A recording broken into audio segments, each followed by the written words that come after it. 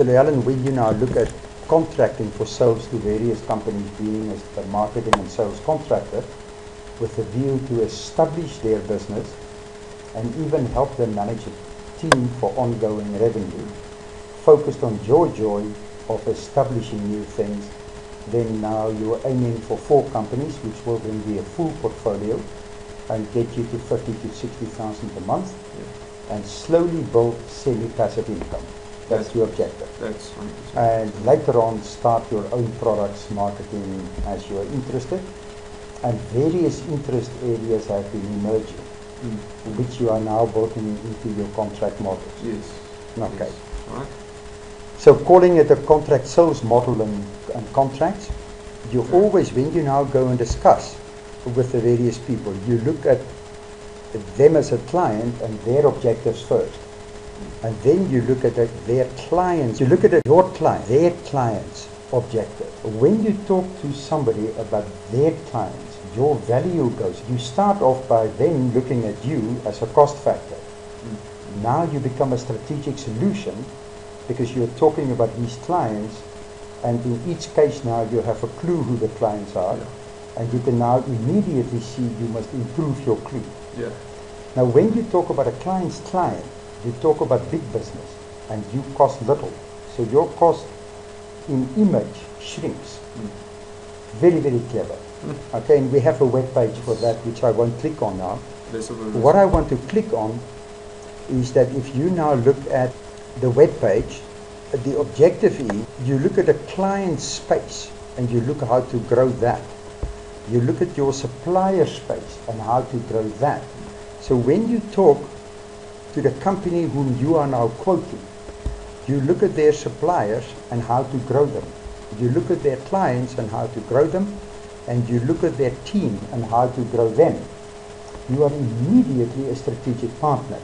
Now on this web page, it kind of explains to you how to do that, so that you look at value add beyond any other thing, manage your links, and that you are doing. So there's a whole discussion on how, this is how we've been growing businesses on this philosophy. And because we manage the pipe, we are part of the revenue in the pipes. Does it make sense? Yeah. But you can immediately see it forces you to think with the company owner on a strategic level. Yes, and to understand what he does. And you talk about the value to their client, which is a big number, and your cost is small. Yeah. You got it? Yeah. So if you now go to the client environment, what is the environment they do business in? Competitiveness, etc., the normal stuff. If you know PESTEL, politics, economics, social, stands for? Okay. Legal and economic environment. Yeah. Okay? So there's PESTEL. You can just look up PESTEL on Wikipedia. Once more, the client's environment. Now what does this mean? It means that you set your goals in a way that goes all the way out. But your whole focus is to the client you serve and a client beyond him. That way your own stuff gets served best. Whereas if you focus on your own stuff, you shrink your space. This grows your space. Cool. It's just simple stuff. Okay, so there it is. There's more, you now know there's a lot more pages here. Yeah. This is just to trigger you to that space. Then, most importantly, outcomes. This is kind of a cause and effect model with a difference. It's really what it is. And it puts you in control. So what is the outcomes for the client's client? How is the client going to get more, the client's client going to get more value in your production? You now see, you look at a supplier, you look at a client, how to grow both, and how to grow the processes within the company to achieve these items at less cost. So it is at less cost. Okay? Then the project plan, you work on workflow diagrams and you work on open project until you can produce a Gantt chart. Very simple stuff, but in the process you master skills. You already bring skills and work stuff to that company. Now that's where I want to participate in your revenue because I'm going to coach you to do all this stuff. Then I earn a small percentage from you, Yeah. I hope. Yeah. Nicholas will help you to automate this. Then he earns a small percentage. Now, if you can produce much more and we get a percentage, you still end up with much more than you ever would have. Yeah. But you slowly build an automated supportable system where you can build a team. So you are pioneering now. We make your pioneering easier and cheaper and more certain. We are also already building systems, which is the next phase after pioneering. You can call it storming, forming, then I will help you norming, which is values, the way you do things, principles, all that tough stuff. Yeah. And lastly, you are into permanent performing. And many people say there's a fifth one, which is to keep on growing that performance, not just maintain it. Okay. So storming, forming, norming, performing, growing. Cool. And we do that for you. Now then we should own a piece of that marketing business of yours. Yeah. Fairly so. Because you can't really pay me the 500,000 I would normally ask for this. No. So in time though I can get a value, but the way we participate, you can always easily, very affordably get rid of us. So we don't become a gnat that rides and suck blood. Okay, just because you needed us in the beginning. If we don't keep on adding value, we're gone. Alright. Easily. Then we come to the most important part. All of this was nice talk, it sounds good. It sounds good, that kind of words. Now the real stuff. You end up with our teaming agreement that you have a copy of, and we should put it on the web. Segmentation models, which is already on the web. And use the Google Calendar for multiple clients, that they each see their calendar, and you can see all the calendars overlap on one. And lastly, Basecamp for project management, which we have bought, and for the moment we'll make you a SIP company, so you don't have the monthly expense. Cool.